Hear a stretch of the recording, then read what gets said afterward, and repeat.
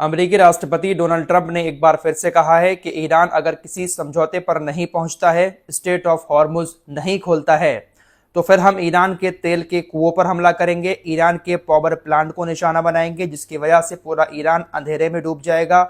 Iran के अंदर hospital बंद हो जाएंगे, बहुत सारी चीजें ईरान के अंदर दिक्कतों में पड़ सकती है बिजली ना होने की वजह से। साथ ही साथ जो खारक द्वीप है उस पर भी हम कब्जा करेंगे, वहां पर हमले करेंगे। ईरान की वाटर फैसिलिटीज को भी निशाना बनाया जाएगा। तो डोनाल्ड ट्रंप ने यह धमकी खुलकर दे दी है और डोनाल्ड ट्रंप ऐसा करेगा भी, क्योंकि लोगों को युद्ध के नियम तोड़ने में बहुत मजा आता है। गाजा के अंदर भी सारे युद्ध के नियम तोड़कर इन्होंने हर ऐसी जगह पर हमला किया जिससे कहीं ना कहीं आम लोगों की जिंदगी चलती है। ऐसा ही ये ईरान के अंदर भी कर रहे हैं और आगे भी करते रहेंगे। ईरान के पानी के प्लांट्स को निशाना बनाया, बिजली के प्लांट्स को निशाना बनाया। जो कुछ बचा कुचा ईरान के अंदर अभी रह गया है, ये उसको भी पूरी तरह से तबाह करके इस जंग से भागने की फिराक में है, क्योंकि स्ट्रेट ऑफ हॉर्मुज ईरान नहीं खोलेगा। इन लोगों ने नुकसान ईरान का भी बहुत ज्यादा किया है। ईरान जीतता हुआ दिखाई दे रहा है, ईरान इनके सामने घुटने नहीं टेक रहा है, लेकिन नुकसान ईरान को बहुत ज्यादा हो चुका है। ईरान के अंदर भी बहुत सारी चीजों की कमी है, पैसे की भी दिक्कत है, दवाइयों की भी कमी है, खाने पीने की चीजों की भी कमी है। बहुत सारे देश मदद कर भी रहे हैं। हमारे देश के लोगों ने भी बहुत सारा पैसा ईरानी एम्बेसी में जमा किया। खबर तालिबान से आ रही है, तालिबान ने भी अब कह दिया है अपने देश की जनता से कि वो भी ईरान की मदद के लिए पैसा जुटा सकते हैं। तालिबानी सरकार ने अपने देश की जनता को इस बात की इजाजत दे दी है कि वो ईरान की मदद के लिए पैसा इकट्ठा कर सकते हैं। तालिबानी सरकार भी अब आर्थिक रूप से ईरान की मदद करेगी, जितना भी हो सकता है अफगानी लोगों से वो ईरान की पैसे से मदद करेंगे। तो ये बहुत बड़ी बात है दोस्तों। जहां एक तरफ शिया और सुन्नी के नाम पर मुसलमानों को हमेशा लड़ाया जाता रहा है, तालिबानियों से ज्यादा कट्टर सुन्नी कौन है? तालिबानी अपने आप को कट्टर सुन्नी होने का दावा करते हैं, लेकिन मदद किसकी कर रहे हैं? दुनिया में इकलौते शिया देश की। तो यहाँ पर शिया और सुन्नी का मामला है ही नहीं। जो लोग शिया सुन्नी कर रहे हैं सोशल मीडिया पर बैठकर, उनसे यही कहूंगा कि ये वक्त शिया सुन्नी करने का नहीं है, बल्कि ये वक्त हक की आवाज उठाने का है। फिलिस्तीन के लिए सबसे ज्यादा आवाज उठाने वाला कोई देश है तो वो ईरान है। शिया होकर भी सुन्नी देश के लिए, मस्जिद अक्सा के लिए आवाज कौन उठाता है? ईरान उठाता है।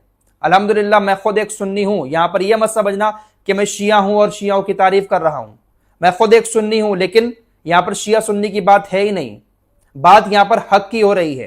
फिलिस्तीन के लिए आवाज ईरान ने उठाई। अगर ईरान भी खामोश होकर बैठ जाए, ईरान ये जंग हार जाए, तो आप एक साल के अंदर ही देख लेना इस मिडिल ईस्ट की हालत क्या हो जाती है। ये अरबी देश तो अभी ही गुलाम बने हुए हैं, लेकिन ईरान अगर हार जाता है तो इनसे तलबे ना चढ़वाए सबके सामने इन लोगों ने, अमेरिका इजराइल ने, तो आप कह देना। फिलहाल दोस्तों एक बहुत खतरनाक खबर फिलिस्तीन से आ रही है, वो आपको बता देता हूं, फिर और इस जंग से जुड़ी हुई खबरें आपके सामने रखूंगा। कल आपको बता चुका हूं कि फिलिस्तीन के जो कैदी इजराइल की जेलों में बंद हैं, इजराइल का ये जो कट्टरपंथी नेता है बेन गविर, ये काफी दिन से ये आवाज उठा रहा है कि इन तमाम कैदियों को फांसी पर लटका दिया जाए। इन कैदियों को छोड़ा ना जाए, बल्कि इनको फांसी पर लटकाया जाए।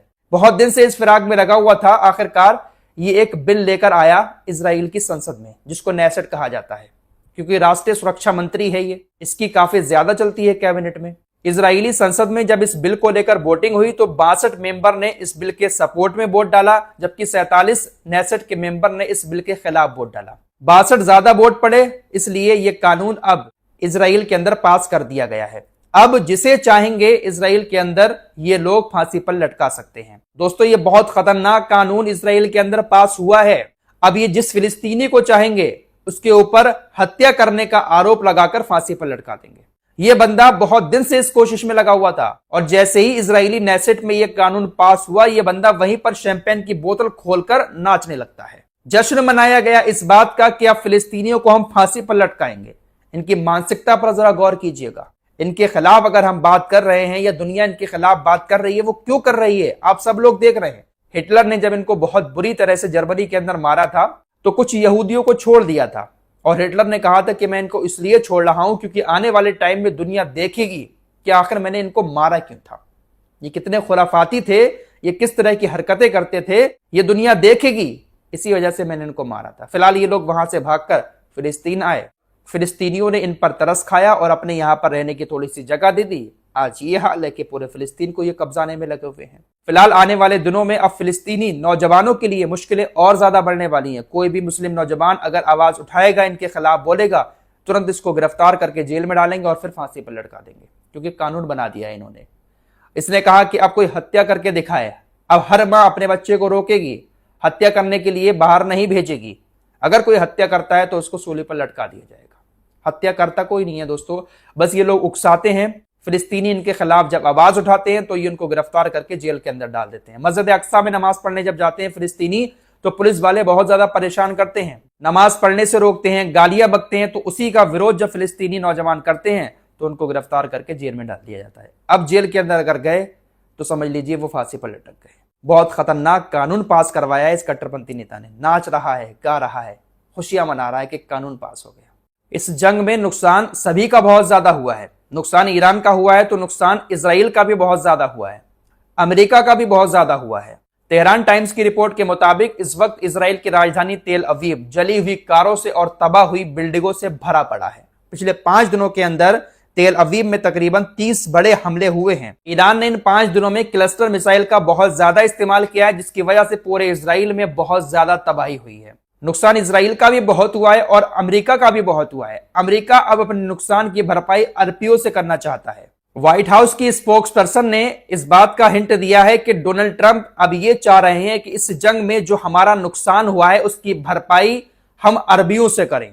हमारा इस जंग में जो पैसा खर्च हो रहा है उसकी भरपाई अरबी देश अमेरिका को पैसा देकर करें, और इन अरबियों को अमेरिका को पैसा देना भी पड़ेगा। इन लोगों की मजबूरी है क्योंकि डोनाल्ड ट्रंप ने इनको हर तरह से फंसा रखा है। इन अरबी देशों का इस जंग से दूर दूर तक कोई लेना देना है ही नहीं। ना ही ईरान के जीतने से कोई फायदा है, ना ही ईरान के हारने से कोई फायदा है। सब कुछ नॉर्मल चल रहा था, चलने देते, लेकिन अमेरिका और इजराइल की खातिर इन्होंने अपना बहुत बड़ा नुकसान इस जंग में करवा लिया है। दोस्तों, इजराइल का काफी वक्त से एक सपना रहा है कि तमाम मिडिल ईस्ट के देशों को कमजोर किया जाए। जितने भी अरबी देश हैं इनको किसी ना किसी तरीके से कमजोर किया जाए, लेकिन इजराइल डायरेक्ट हमले नहीं कर पा रहा था। अब इस जंग के दौरान इजराइल का कहीं ना कहीं वो मकसद पूरा होता हुआ दिखाई दे रहा है, क्योंकि इजराइल ईरान के ऊपर जब हमला कर रहा है तो ईरान बदले में इजराइल के ऊपर तो हमले कर ही रहा है, लेकिन सबसे ज्यादा हमले अरबी देशों के इंफ्रास्ट्रक्चर पर कर रहा है, बुनियादी ढांचे को तबाह कर रहा है। और ये इजराइल के लिए कहीं ना कहीं बहुत अच्छा है।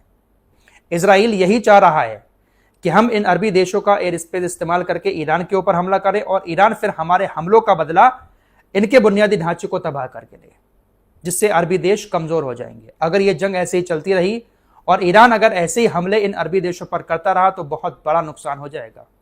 अमेरिका में बैठे हुए एक्सपर्ट तो ये बात कह भी रहे हैं कि यूएई को तो बहुत दूर रहना चाहिए, कि अगर जिस तरीके से ईरान इजराइल के ऊपर मिसाइलें दाग रहा है, ऐसे मिसाइलें अगर दुबई के ऊपर दाग दी तो दुबई तो पूरी तरह से तबाह हो जाएगा। और वाकई में ये हकीकत है दोस्तों, जिस तरह से ईरान मिसाइलों की लहर इजराइल की तरफ छोड़ता है, ऐसी लहर अगर इन अरबी देशों पर छोड़ दी तो इनकी हालत खराब हो जाएगी।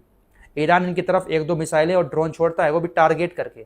अंधाधुंध अगर मिसाइलें छोड़ दी ना तो ये बुर्ज खलीफा, ये पाम बीच, ये कहाँ गए पता भी नहीं चलेगा।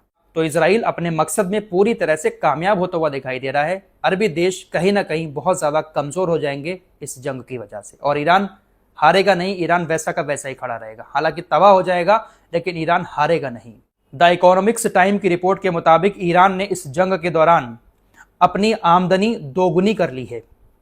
ईरान इस जंग से पहले इतना तेल नहीं बेच रहा था जितना तेल उसने इस जंग के दौरान बेचा है। रोजाना तकरीबन 28 लाख बैरल तेल ईरान निकाल रहा है और उसको बेच रहा है, और इसका स्टॉक ज्यादातर रशिया और चाइना के पास हो रहा है। द इकोनॉमिक्स टाइम्स ने लिखा कि ईरान ऊर्जा युद्ध में जीत हासिल कर चुका है, क्योंकि ईरान ने इस जंग के दौरान तेल बेचकर बहुत मोटा पैसा कमाया है। और ईरान अपने यहाँ जो नुकसान हो रहा है ना दोस्तों, उसकी भरपाई बहुत जल्दी कर भी लेगा। पहली चीज, उसने स्टेट ऑफ हॉर्मुज में टैक्स लगा दिया है, उससे एक मोटी कमाई करेगा। फिर तेल बेचकर जो भी नुकसान ईरान का हो रहा है उसकी भरपाई बहुत जल्दी ईरान कर लेगा।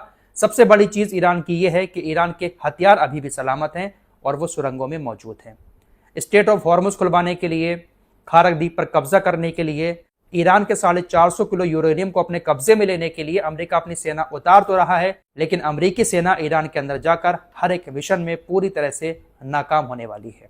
ये देख लेना आप लोग, अमेरिकी सेना कभी भी ईरान के अंदर जीत हासिल नहीं कर पाएगी। फिलहाल इस रिपोर्ट में इतना ही। कुछ और खबरों के साथ फिर हाजिर होंगे। अपना ख्याल रखिएगा। अल्लाह हाफ़िज़।